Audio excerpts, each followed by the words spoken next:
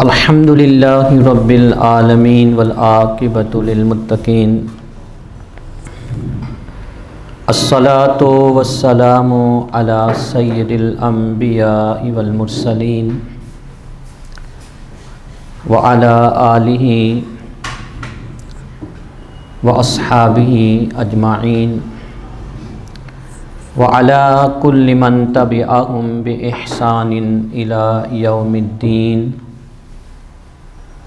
اللہم رب اشرح لی صدری ویسر لی امری واحلل عقدۃ من لسانی یفقہوا قولی مولائی صلی وسلم دائما ابدا علی حبیبک خیر الخلق کلہم فإن من جودك الدنيا وضرتها ومن علومك علم اللوح والقلم يا رب بالمصطفى بلغ مقاصدنا واغفر لنا ما مضى يا واسع الكرم مولاي صل وسلم دائما أبدا على حبيبك خير الخلق كلهم۔ سب سے پہلے آپ تمام شرکائے کورس اور زوم کے ذریعے اس کورس میں شامل ہونے والے تمام طلباء و طالبات اور دیگر شعبہ ہائے زندگی سے تعلق رکھنے والے احباب کو 5 روزہ عقیدہ ختم نبوت کورس کے اس دوسرے دن خوش آمدید کہتا ہوں۔ اللہ رب العزت ہمیں استقامت اور اخلاص نیت کے ساتھ اس پورے کورس میں شامل ہونے اور عقیدہ ختم نبوت کے حوالے سے علم حاصل کرنے کی توفیق عطا فرمائے۔ آپ کے علم ہے کہ کل پہلی نشست میں ہم نے عقیدہ ختم نبوت کے حوالے سے بنیادی اور اہم باتوں کو سمجھا اور قرآن مجید فرقان حمید کی چند آیات کریمہ کی روشنی میں عقیدہ ختم نبوت کے بارے میں جانا اور اس اجماعی مسلمہ اور بدیہی عقیدے کے حوالے سے منکرین ختم نبوت کے چند اعتراضات اور ان کے جو خیالات باطلہ اور اوہام فاسدہ ان کو سن کر آیات قرآنیہ کی روشنی میں ان کا رد کیا گیا۔ اس حوالے سے سب سے پہلے سورہ احزاب کی آیت نمبر 40 ما کان محمد ابا احد من رجالکم ولکن رسول اللہ وخاتم النبیین وکان اللہ بکل شیء علیما کو پڑھا اور سمجھا۔ اس آیت کریمہ کا جو پس منظر ہے، اس کا جو شان نزول ہے، اس کے ذریعے سے ہمیں یہ معلوم ہوا کہ اللہ تعالیٰ نے جو اپنے حبیب صلی اللہ علیہ وسلم کے بارے میں یہ اعلان فرمایا، آپ کی صفت عالی کو بیان فرمایا کہ آپ خاتم النبیین ہیں، اس کا معنی و مفہوم یہی ہے کہ آپ کے بعد اب کوئی نبی کسی بھی حیثیت میں، کوئی رسول کسی بھی حیثیت میں دنیا میں نہیں آئے گا، نہ غیر تشریعی، نہ ذلی، نہ بروزی، نہ حقیقی اور نہ ہی مجازی۔ ہر ایک نبوت و رسالت کی نبی کریم علیہ الصلاۃ والتسلیم کی ذات گرامی کے بعد اللہ تعالیٰ نے نفی فرما دی۔ اس حوالے سے ہم نے کل سورہ مائدہ کی آیت نمبر 3 کو بھی پڑھا اور سمجھا، جس میں اللہ تعالیٰ نے ارشاد فرمایا کہ الیوم اکملت لکم دینکم واتممت علیکم نعمتی ورضیت لکم الاسلام دینا، کہ آج میں نے تمہارے لیے تمہارے دین کو مکمل کر دیا ہے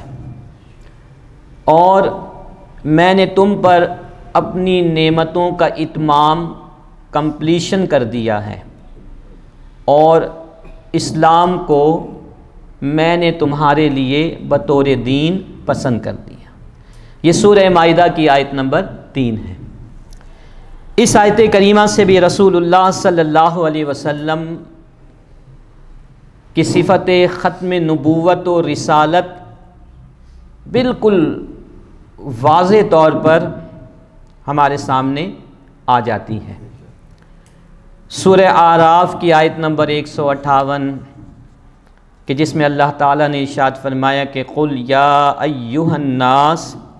إِنِّي رَسُولُ اللَّهِ إِلَيْكُمْ جَمِيعًا، یہ آیت نمبر 158 ہے سورہ اعراف کی، کہ محبوب صلی اللہ علیہ وسلم آپ فرما دیجئے کہ لوگوں، بے شک میں تم سب کی طرف رسول بن کر آیا ہوں۔ اسی طرح اللہ تعالیٰ نے سورہ سبا کی آیت نمبر 27 میں ارشاد فرمایا کہ وَمَا أَرْسَلْنَاكَ إِلَّا كَافَّةً لِلنَّاسِ، اور ہم نے آپ کو تمام انسانوں کے لیے رسول بنا کر بھیجا ہے۔ تو یہ تو چند آیات ہیں۔ میں نے عرض کیا تھا کہ ان کے علاوہ بھی کم و بیش قرآن مجید فرقان حمید میں 100 مزید آیات کریمہ ہیں کہ جن میں رسول اللہ صلی اللہ علیہ وسلم کے حوالے سے یہ بتایا گیا کہ آپ کے بعد کوئی نبی اور رسول نہیں آئے گا۔ تو آج ہم انشاءاللہ تعالی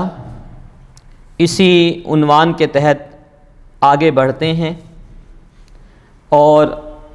اس کا ایک دوسرا جو پہلو ہے اس کو سمجھنے کی کوشش کرتے ہیں۔ جس طرح اللہ تعالیٰ نے اپنے نبی صلی اللہ علیہ وسلم کے حوالے سے عقیدہ ختم نبوت و رسالت کو اپنے کلام عظیم میں بیان فرمایا، اسی طرح اس عقیدے کو خود جناب سرکار دو عالم رسالت مآب صلی اللہ علیہ وسلم نے اپنی احادیث کریمہ، اپنے ارشادات اور اپنے اقوال میں مختلف انداز میں بیان فرمایا، جسے ہم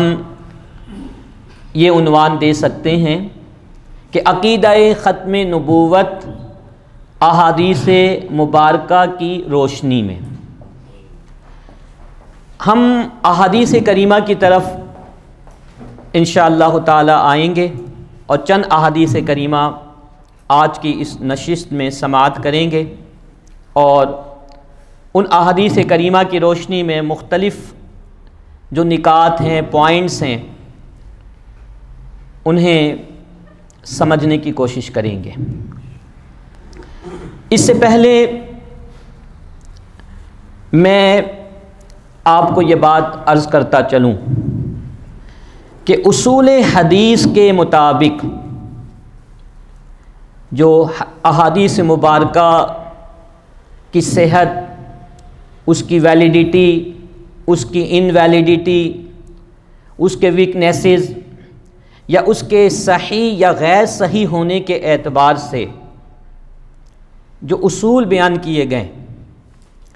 ان اصولوں میں یہ بھی بیان کیا گیا کہ رسول اللہ صلی اللہ علیہ وسلم کے حوالے سے عقیدہ ختم نبوت کے تناظر میں جو احادیث مبارکہ ہیں،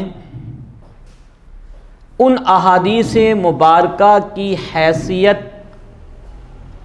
حدیث متواتر کی ہے۔ توجہ کیجیے گا، ان احادیث مبارکہ کی حیثیت احادیث متواتر کی ہے۔ یہ ایک علم حدیث کی اصطلاح ہے، ٹرمنالوجی ہے، ابھی میں آپ کے سامنے عرض کروں گا۔ احادیث متواترہ کن احادیث کو کہا جاتا ہے، اسے آپ پہلے سمجھیں۔ جیسا کہ میں نے عرض کیا کہ احادیث کریمہ کی بہت ساری قسمیں ہیں، ان قسموں کا ہمیں علم اصول حدیث کے اندر ملتا ہے یا اصول احادیث میں ہمیں ملتا ہے۔ ان میں سے ایک قسم احادیث متواترہ بھی ہے۔ احادیث متواترہ سے مراد وہ احادیث ہیں کہ جن کو روایت کرنے والے جناب رسول کریم صلی اللہ علیہ وسلم کے عہد مبارک سے لے کر صحابہ کرام، تابعین کرام، تبع تابعین اعظام اور بعد کے جو ادوار آئیں، اس وقت سے لے کر آج تک ان احادیث کو روایت کرنے والے لوگوں کی تعداد، راویین کی تعداد، ناقلین کی تعداد اس تعداد میں ہو کہ جن کے بارے میں یہ گمان کرنا محال ہو جائے، ناممکن ہو جائے کہ اتنے لوگ جھوٹ بھی بول سکتے ہیں۔ یعنی ان احادیث کو اتنے لوگ روایت کرے یا اس حدیث کو اتنے لوگ روایت کرے کہ اتنے لوگوں کا جھوٹ پر جمع ہونا یا جھوٹ پر اتفاق کرنا یہ کیا ہو؟ ناممکن اور محال ہو۔ اس کی مثال میں احادیث کریمہ سے ہٹ کر دے دوں۔ ہم میں سے بہت سارے لوگ ایسے ہیں کہ جنہوں نے مدینہ منورہ نہیں دیکھا۔ بہت سارے لوگ، اگرچہ ہم نے دیکھا ہے، ہم میں سے یہاں پر موجود چند لوگوں نے دیکھا ہوگا، لیکن ایک بڑی تعداد ہمارے معاشرے میں ایسی ہے کہ جنہوں نے مدینہ منورہ کو نہیں دیکھا، ان کو یہ ابھی تک موقع نہیں ملا۔ اللہ تعالی ہم سب کو یہ موقع نصیب فرمائے کہ مدینۃ النبی صلی اللہ علیہ وسلم کی زیارت کریں۔ جن کو زیارت ہو چکی ہے انہیں بار بار زیارت نصیب، لیکن بہرحال ایک بڑی تعداد ہے کہ جنہیں مدینۃ النبی صلی اللہ علیہ وسلم کی زیارت نہیں ہوئی، اس شہر کو انہوں نے نہیں دیکھا۔ لیکن ہر ایک اس بات کو تسلیم کرتا ہے کہ اس روئے زمین پر ایک شہر مدینۃ النبی صلی اللہ علیہ وسلم کے نام سے موجود ہے، کیونکہ اس حقیقت کو ہر کوئی بیان کرتا ہے، اس حقیقت کو ہر کوئی تسلیم کرتا ہے کہ مدینہ منورہ ایک شہر دنیا میں موجود ہے۔ لہذا جس نے نہیں بھی دیکھا اس کو بھی یقین ہے کہ مکہ مکرمہ، مدینہ منورہ، بغداد شریف، یہ سارے شہر موجود ہیں، کیونکہ ان شہروں کے بارے میں کہنے والے لوگوں کی تعداد اتنی ہے، دنیا کے کونے کونے میں ہیں، کہ جن کا جھوٹ پر جمع ہونا، اکٹھا ہونا محال ہے۔ تو ہم کہیں گے کہ یہ جو شہر کے بارے میں خبر ہے، انفارمیشن ہے، اس کا درجہ خبر متواتر کا ہے۔ تو احادیث متواترہ بھی ان احادیث کو کہا جاتا ہے۔ تو رسول اللہ صلی اللہ علیہ وسلم کے حوالے سے عقیدہ ختم نبوت بیان کرنے والی جتنی بھی احادیث کریمہ ہیں، ان کا جو درجہ ہے وہ احادیث متواترہ کا ہے، کہ جن کے راویین کا جھوٹ پر جمع ہونا محال ہے، ناممکنات میں سے ہے، اتنے لوگ جھوٹ نہیں بول سکتے۔ مثال کے طور پر آپ اگر ایک حدیث مبارک لے لیجئے کہ انا خاتم النبیین لا نبی بعدی، میں نبیوں کے سلسلے کو ختم کرنے والا ہوں اور میرے بعد کوئی نبی نہیں آئے گا۔ اس روایت کو بیان کرنے والے کثیر تعداد میں صحابہ کرام بھی ہیں، تابعین بھی ہے، تبع تابعین بھی ہے، اور ہم میں سے ہر کوئی ہے۔ اس کمرے میں بیٹھے ہوئے ہر شخص کو اس حدیث مبارک کے بارے میں علم ہے۔ اور پھر اگر ہم معنوی اعتبار سے دیکھیں کہ الفاظ تو ایک جیسے نہیں،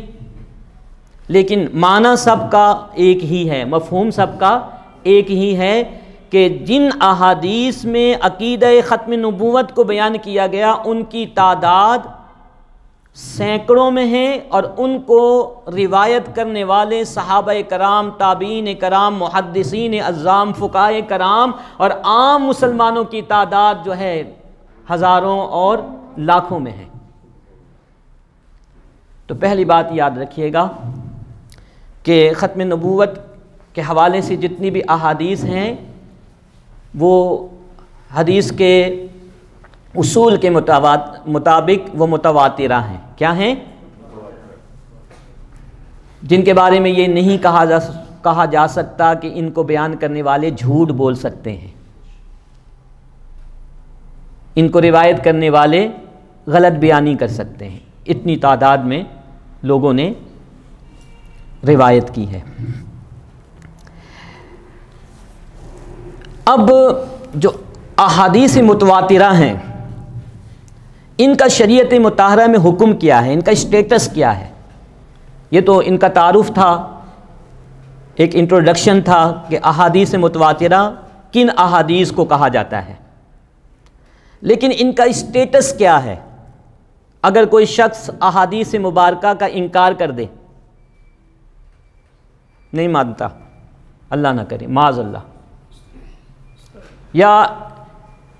ان احادیث کریمہ کی صحت پر شک کرنے لگے، تو محدثین کرام، فقہا فرماتے ہیں کہ احادیث متواترہ پر ایمان لانا ایسا ہی ضروری ہے، فرض ہے، جس طرح آیات قرآنیہ پر ایمان لانا ضروری ہے۔ کیا؟